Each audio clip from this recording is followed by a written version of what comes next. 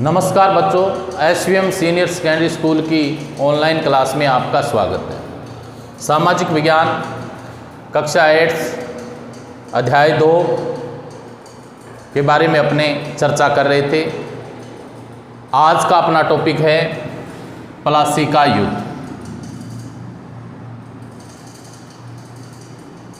प्लासी का युद्ध बंगाल का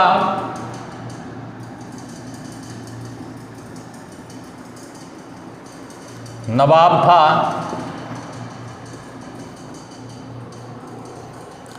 अलीवर्दी खां।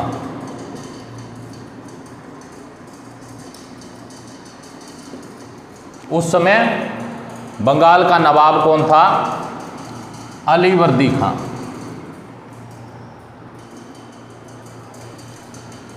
(1756) ईस्वी में इसकी मृत्यु हो जाती।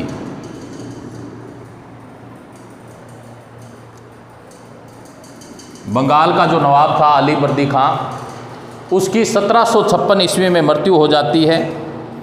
और मृत्यु के बाद बंगाल का नवाब कौन बनता है? सिराजुद्दौला।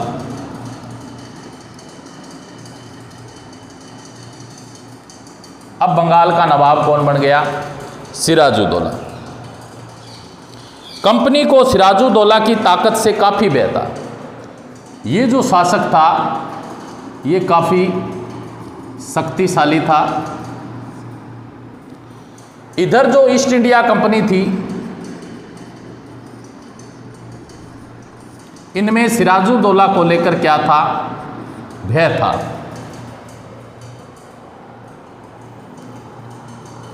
सिराजुद्दौला की जगह कंपनी एक ऐसा कठपुतली नवाब चाहती थी, यानी इसको वो नवाब नहीं देखना चाहते थे। कौन? जो ब्रिटिश कंपनी थी, जो ईस्ट इंडिया कंपनी थी, क्योंकि उनका वहाँ बंगाल में व्यापार था। इसलिए ये लोग क्या है, इसको शासक के रूप में नहीं देखना चाहते थे।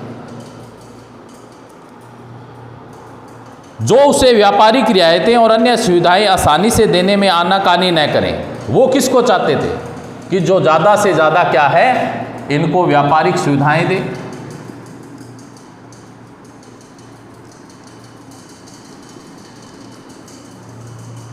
उनको ही बंगाल का नवाब ये लोग देखना चाहते थे। कंपनी ने प्रयास किया कि सिराजुद्दौला के प्रतिद्वंद्वियों में से किसी एक को नवाब बना दिया जाए। इसके जो प्रतिद्वंदी थे उनको तैयार कर लिया कि इनमें से क्या है, अपने इनका कंपटीशन करा दें। इनमें से एक को क्या अपने बंगाल का नवाब है जो बना दिया जाए। ऐसा ईस्ट इंडिया कंपनी जो ब्रिटिश लोग थे उन्होंने किया। जवाब में सिराजुद्दौला ने हुक्म दिया कि कंपनी उनके राज्य के राजनीतिक मामलों में टांग अड़ाना बंद कर दे। यानी जो राजनीतिक मामले हैं बंगाल के,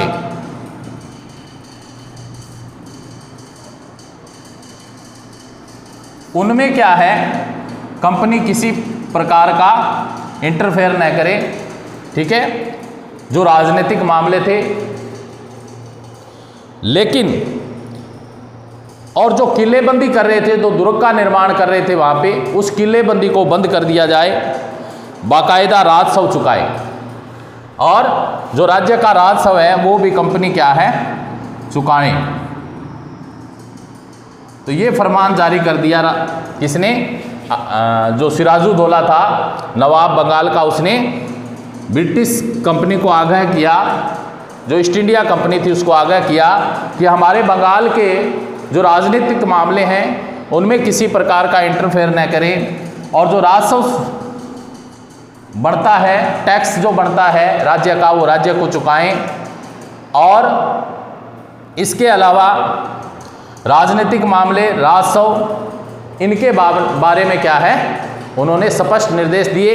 और एक जो ब्रिटिश कंपनी के द्वारा किलेबंदी की जा रही थी, किलेबंदी की जा रही थी, जो व्यापारिक कंपनियां थी, ठीक है, वो अपने क्षेत्रों की चारों तरफ किलेबंदी कर रहे थे, उसको रोकने का भी आदेश सिराजुद्दौला ने दिया। कंपनी उनके राज्य के राजनीतिक मामलों में टांग अड़ाना बंद कर दे, किलेबंदी रोके, बाकायदा राजस्व चुकाए। जब दोनों पक्ष पीछे हटने को तैयार नहीं हुए तो अपने 30,000 सिपाहियों के साथ नवाब ने कासिम बाजार में स्थित इंग्लिश फैक्ट्री पर हमला बोल दिया। अब सिराजुद्दौला क्या है, अपने 30,000 सिपाहियों के साथ बंगाल में क्या था, जो कासिम नामक स्थान, कासिम बाजार था, उस पे ईस्ट इंडिया कंपनी पे धावा बोल दिया। ठीक है, यानी ईस्ट इंडिया कंपनी, अंग्रेज़ों और सिराजुद्दौला के बीच में प्लासी का युद्ध हुआ। तो सिराजुद्दौला ने क्या किया, 30,000 सिपाही लेकर जो कासिम बाजार था, ठीक है, वहाँ पे क्या है, हमला बोल दिया। नवाबों की फौजों ने कंपनी के अफसरों को गिरफ्तार कर लिया। अब जो नवाब की फौज थी, जो कंपनी के अफसर थे, उनको गिरफ्तार कर लिया गया। गोदामों, जो उनके व्यापारिक गोदाम थे, उन पर ताले डाल दिए गए। अंग्रेज़ों के हथियार छीन लिए, अंग्रेज़ जहाज़ों को घेरे में ले लिया। इसके बाद नवाब ने कंपनी के कोलकाता स्थित किले पर कब्जे के लिए उधर का रुख किया। कलकत्ता के हाथ से निकल जाने की खबर सुनने पर मद्रास में तैनात कंपनी के अफसरों ने भी रॉबर्ट क्लाइव के नेतृत्व में सेनाओं को रवाना कर दिया। अब जो अंग्रेज़ लोग थे, उसकी तरफ से सेना की अगुवाई कौन कर रहा था, रॉबर्ट क्लाइव। कौन कर रहा था, रॉबर्ट क्लाइव। जब उनको पता लगा कि ईस्ट इंडिया कंपनी के जो अफसर थे, उनको गिरफ्तार कर लिया गया है, इसके बाद में वहाँ से रॉबर्ट क्लाइव है जो अपनी सेना लेकर उतरा। कलकत्ता के हाथ से निकल जाने की खबर सुनने पर मद्रास में तैनात कंपनी के अफसरों ने भी रॉबर्ट क्लाइव के नेतृत्व में सेनाओं को रवाना कर दिया। इस सेना को 9 सैनिक बेड़े की मदद भी मिल रही थी। इसके बाद नवाब के साथ लंबे समय तक सौदेबाजी चली। आखिरकार 1757 में रॉबर्ट क्लाइव ने प्लासी के मैदान में सिराजुद्दौला के खिलाफ कंपनी की सेना का नेतृत्व किया। कहाँ, जो बंगाल के अंदर प्लासी का मैदान, क्योंकि यहाँ पे क्या थे, पलास के जो वृक्ष हैं वो ज़्यादा है। ठीक है, क्या है, पलास के वृक्ष ज़्यादा हैं, इसलिए इसका नाम क्या पड़ गया, प्लासी। और यहाँ पे क्या है, 1757 में रॉबर्ट क्लाइव ब्रिटिश सेना लेकर और सिराजुद्दौला वहाँ का स्थानीय शासक था, बंगाल का नवाब था, वो अपनी सेना लेकर इस मैदान में आ डटे। नवाब सिराजुद्दौला की हार का एक बड़ा कारण इस युद्ध में क्या है, सिराजुद्दौला हार गया, परास्त हो गया। और उसके सेनापतियों में से एक सेनापति था मीर जाफिर। इसका एक सेनापति था मीर जाफिर। सिराजुद्दौला का सेनापति कौन था, मीर जाफिर था, की कारगुजारियां भी थी। इसकी वजह से क्या है, ये इस युद्ध में हार गया था। मीर जाफिर की टुकड़ियों ने इस युद्ध में हिस्सा नहीं लिया। रॉबर्ट क्लाइव ने यह कहकर उसे अपने साथ मिला लिया था कि सिराजुद्दौला को हटाकर मीर जाफर को नवाब बना दिया जाएगा। यानी इसको उन्होंने लालच दे दिया कि आप इसको हटाकर आपको क्या है, तो ये ब्रिटिश जो सेना की तरफ मिल गया था। इसकी वजह से सिराजुद्दौला है जो प्लासी का युद्ध है हार गया था। प्लासी की जंग इसलिए महत्वपूर्ण मानी जाती है क्योंकि भारत में यह कंपनी की पहली बड़ी जीत थी। प्लासी की जंग के बाद सिराजुद्दौला को मार दिया गया। प्लासी का युद्ध हुआ, उसके बाद सिराजुद्दौला था, उसको मौत के घाट उतार दिया और मीर जाफर क्या है, अब बंगाल का नवाब बन गया। अब प्लासी के युद्ध के बाद में क्या है, सिराजुद्दौला की हार के बाद में सिराजुद्दौला को मार दिया गया और बंगाल का नवाब है जो ईस्ट इंडिया कंपनी ने किसको नियुक्त कर दिया, मीर जाफरी को। कंपनी अभी भी शासन की जिम्मेदारी संभालने को तैयार नहीं थी। उसका मूल उद्देश्य तो व्यापार को फैलाना था। अगर यह काम स्थानीय शासकों की मदद से बिना लड़ाई लड़े ही किया जा सकता था तो किसी राज्य को सीधे अपने कब्जे में लेने की क्या जरूरत थी। जल्दी ही कंपनी को एहसास होने लगा कि ये रास्ता भी आसान नहीं है। कठपुतली नवाब भी हमेशा कंपनी के इशारों पर नहीं चलते थे। आखिरकार उन्हें भी तो अपनी प्रजा की नज़र में सम्मान और संप्रभुता का दिखावा करना पड़ता था। जब मीर जाफर ने कंपनी का विरोध किया, इसके बाद मीर जाफर ने भी कंपनी का विरोध किया, तो कंपनी ने उसे हटाकर मीर कासिम को बंगाल का नवाब घोषित कर दिया। जब मीर कासिम परेशान करने लगा तो बक्सर की लड़ाई हुई 1764 में।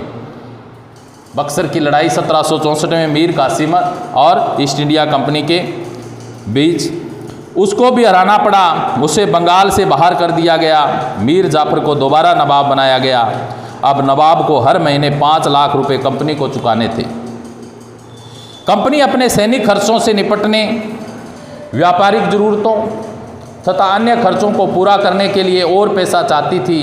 कंपनी और ज़्यादा इलाके और ज़्यादा कमाई करना चाहती थी। 1765 में जब मीर जाफर की मृत्यु होगी, 1765 में क्या है, जो मीर जाफर था उसकी मृत्यु हो गई।